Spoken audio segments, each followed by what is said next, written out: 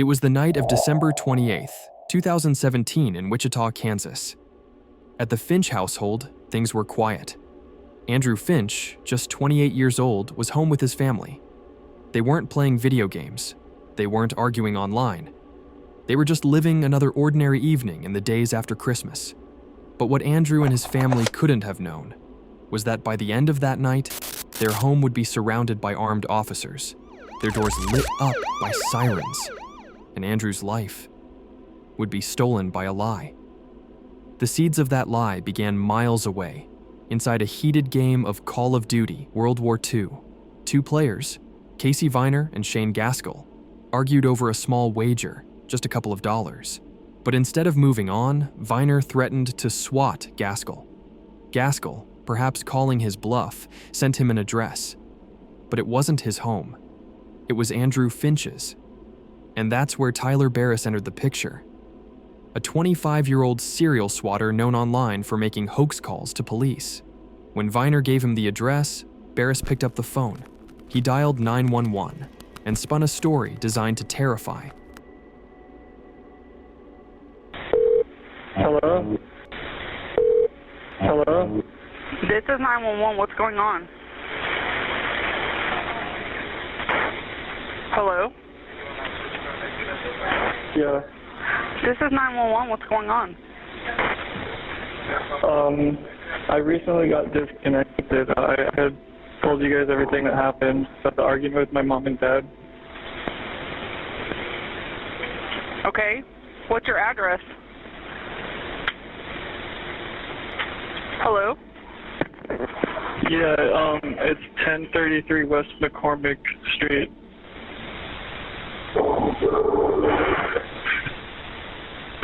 Okay, tell me exactly what happened. They were arguing and I shot him in the head and he's not breathing anymore. Okay, so what's going on right now? Are you there? Yeah. Okay, do you have any weapons on you? Yeah, I do. Yeah, I'm thinking about, because I already poured gasoline all over the house. I might just set it on fire. Okay, well, we don't need to do that, okay? To the dispatcher, the voice on the line was convincing. A shooting, a hostage situation, threats of burning the house down. Within minutes, police were mobilized. A simple online argument had now turned into a full-blown crisis at the wrong address. To the Wichita Police Department, this wasn't a prank. It was a nightmare scenario. A suspect with hostages. Gasoline poured across the house, a family in danger. Officers raced to 1033 West McCormick Street. Their weapons drawn, adrenaline spiking, convinced they were walking into a deadly standoff. But inside that house, Andrew Finch's family was confused. They had no idea why armed police surrounded their home.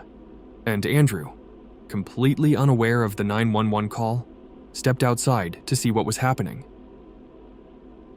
It was just after 6:15 p.m. when Andrew walked onto his front porch. Lights from squad cars blinding. Officers shouting conflicting commands. Andrew tried to comply. He raised his hands, lowered them slightly, then raised them again, confused, terrified, not understanding what was happening. An officer across the street believed he saw Andrew reaching for a weapon. In that split-second judgment, a shot was fired. Andrew Finch collapsed on his porch, mortally wounded. Inside, his family screamed. Neighbors stared in shock. The so-called hostage taker had never existed.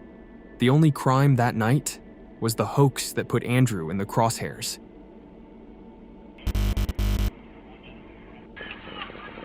Walk this way! Walk!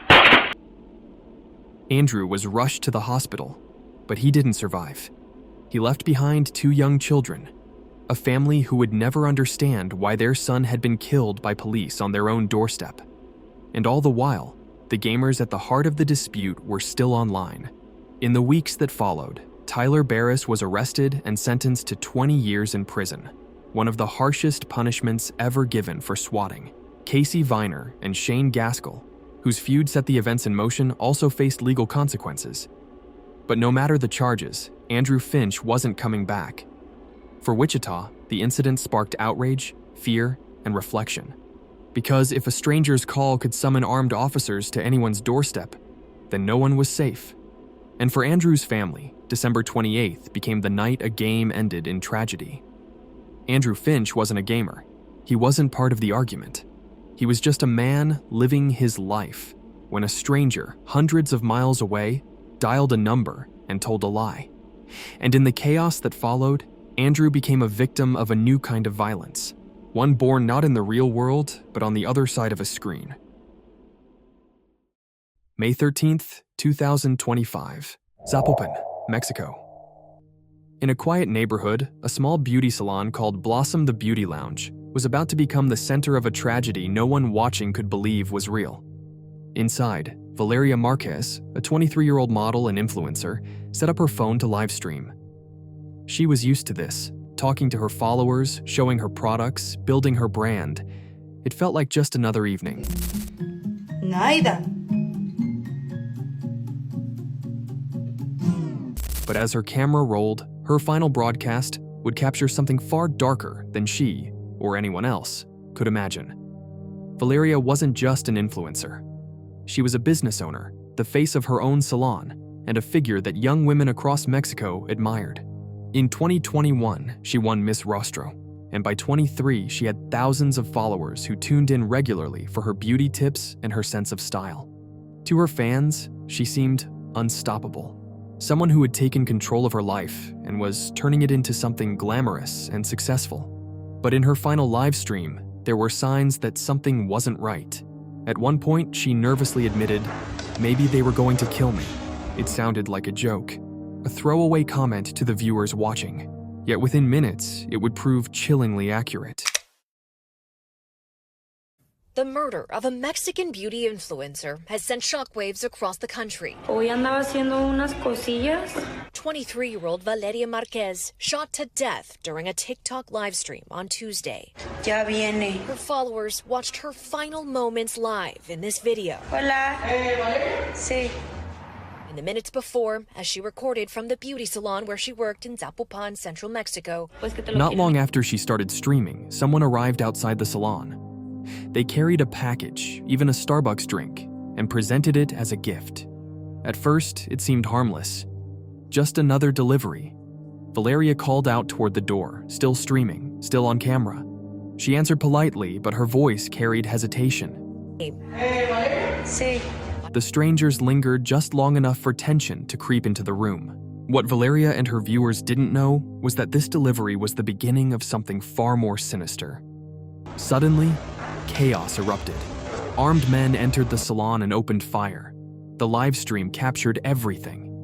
Valeria, sitting with a stuffed toy in her hands, looked startled as the shots rang out. The phone shook. In a matter of seconds, she was struck in the chest and head. She collapsed out of frame while the broadcast continued, still recording the confusion. Some viewers didn't realize what they had just witnessed. Others knew instantly that they had watched a young woman's final moments.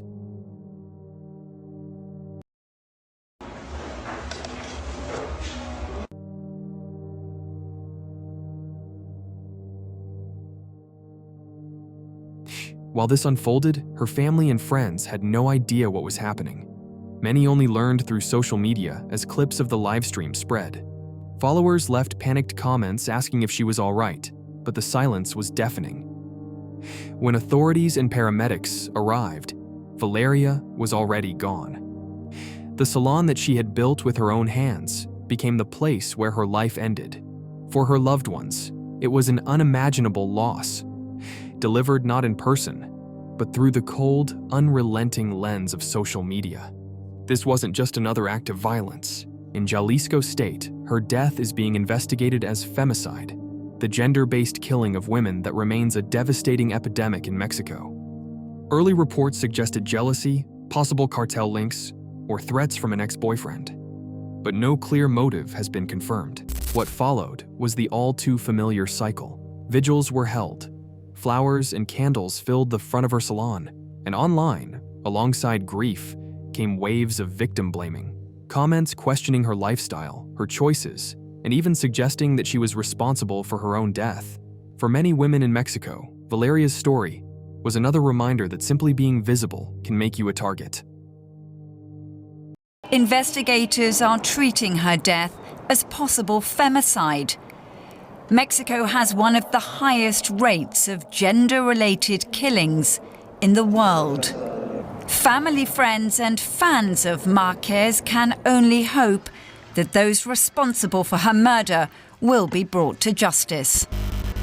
On May 13th, Valeria Marquez expected to spend her evening doing what she always did, sharing beauty tips, chatting with her followers, building her dream. Instead, her life ended in the same space she worked so hard to create, with thousands unknowingly watching. What happened to her wasn't just the death of an influencer. It was the silencing of a voice, the destruction of a future, and yet another example of how violence against women in Mexico remains a national crisis. For her followers, that final video isn't just unsettling, it's a reminder of how quickly life can be taken, even when all you're doing is going live.